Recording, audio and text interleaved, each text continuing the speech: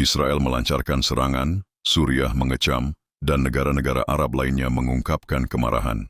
Namun pertanyaan mendasar yang sering muncul adalah, mengapa respons dari negara-negara Arab terkesan terbatas hanya pada kecaman verbal? Artikel ini akan mengulas dinamika serangan tersebut dan menelaah lebih dalam mengenai implikasi dari respons negara-negara Arab. Serangan berulang dan klaim Israel. Serangan udara Israel terhadap Suriah bukanlah fenomena baru.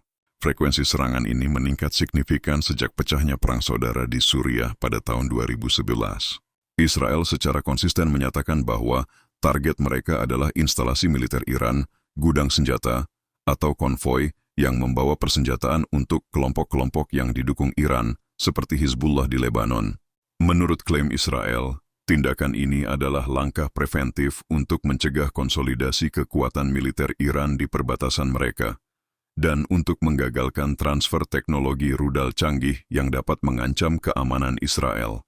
Meskipun Suriah dan sekutunya sering melaporkan adanya korban jiwa dan kerusakan infrastruktur akibat serangan ini, Israel jarang memberikan komentar rinci mengenai operasi spesifik. Kebijakan ambiguitas yang disengaja ini memungkinkan Israel untuk mempertahankan keunggulan strategis tanpa terlalu banyak mengungkapkan detail intelijen atau rencana militer mereka. Respon negara-negara Arab antara kecaman dan keterbatasan. Ketika Israel melancarkan serangan, respons dari sebagian besar negara-negara Arab biasanya mengikuti pola yang dapat diprediksi. Kecaman keras melalui pernyataan resmi, pertemuan darurat Liga Arab, jika insiden cukup besar, dan seruan kepada komunitas internasional untuk mengambil tindakan. Media-media di negara-negara Arab juga akan gencar memberitakan serangan tersebut, seringkali dengan nada mengutuk tindakan Israel dan menyoroti penderitaan rakyat Suriah. Namun di balik retorika yang kuat, tindakan nyata dari negara-negara Arab terkesan minim. Tidak ada mobilisasi militer, sanksi ekonomi signifikan, atau bahkan tekanan diplomatik terkoordinasi yang mampu mengubah perilaku Israel. Ada beberapa faktor yang mungkin menjelaskan keterbatasan ini. Fokus pada masalah internal dan bilateral. Banyak negara Arab saat ini menghadapi tantangan domestik yang kompleks, mulai dari krisis ekonomi hingga ketidakstabilan politik. Prioritas mereka lebih terfokus pada stabilitas internal daripada terlibat dalam konflik regional yang berpotensi merugikan. Selain itu, hubungan bilateral beberapa negara Arab dengan Israel telah berubah, dengan normalisasi hubungan melalui Abraham Accords yang menggeser dinamika politik regional. Perbedaan kepentingan dan fragmentasi. Negara-negara Arab tidak monolitik. Ada perbedaan kepentingan yang signifikan di antara mereka, terutama terkait dengan Iran dan pengaruhnya di kawasan.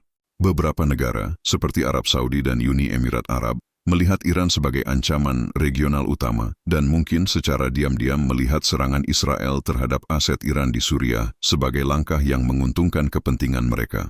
Ini menciptakan fragmentasi dalam respons kolektif. Ketergantungan pada kekuatan eksternal. Banyak negara Arab memiliki ketergantungan militer dan ekonomi yang signifikan pada kekuatan Barat, terutama Amerika Serikat, yang merupakan sekutu dekat Israel. Hal ini membatasi kemampuan mereka untuk mengambil tindakan yang secara langsung menentang kepentingan Israel tanpa menimbulkan risiko pada hubungan vital tersebut. Kekuatan militer Israel yang unggul. Israel memiliki salah satu militer paling canggih dan terlatih di dunia, didukung oleh teknologi mutakhir.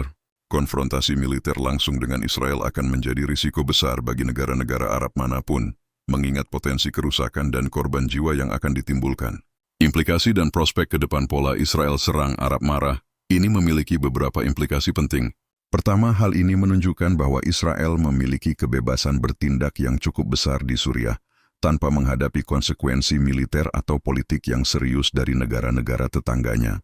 Kedua, hal ini menyoroti pergeseran prioritas di antara negara-negara Arab, di mana persatuan melawan Israel tidak lagi menjadi satu-satunya, atau bahkan prioritas utama dalam kebijakan luar negeri mereka. Kedepan, prospek perubahan dalam dinamika ini tampaknya kecil, setidaknya dalam waktu dekat. Selama Iran terus berupaya membangun kehadiran militer di Suriah dan mengembangkan kemampuan yang mengancam Israel, dan selama negara-negara Arab tetap terpecah belah atau terfokus pada kepentingan internal, serangan Israel ke Suriah kemungkinan akan terus berlanjut. Respons dari negara-negara Arab kemungkinan besar akan tetap terbatas pada kecaman, menegaskan bahwa kemarahan mereka, setidaknya untuk saat ini, tidak akan melampaui batas retorika.